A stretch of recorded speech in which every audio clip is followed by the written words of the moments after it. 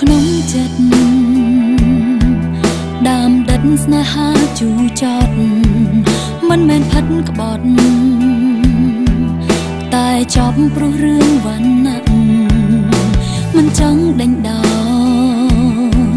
ព្រោះអូនក៏យល់ចិត្តបងបញ្ហារយបងមិនអាចឲ្យយើងជួបគ្នាគ្មានផ្លូវជ្រើសរើសក្រៅពីជូនពរជ័យគ្មានវិធីអ្វីអាចខดរូបថ្លៃឲ្យបានសូមជួបមុនបាយជួបមុនថ្ងៃស្អែកមកតចង់អោបមីមុលឲ្យបានស្កប់ស្កល់អរ៉ាសូមជួបថ្ងៃនេះជួបបងក្នុងនាមសង្សារជួបម្ចាស់ចិន្តាមុនស្នេហាត្រូវបញ្ចប់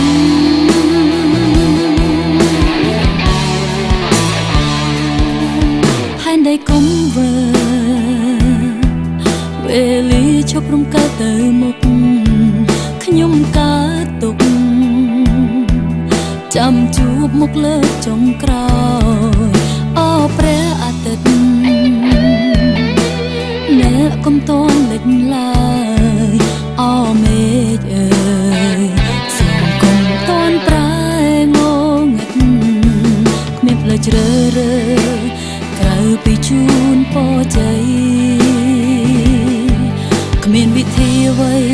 អាចខดរូបថ្លៃឲ្យបានសូមជួបមុនបាយជួបមុនថ្ងៃស្អែកមកតចង់អោបមីមុលឲ្យបានស្កប់ស្កល់អរ៉ា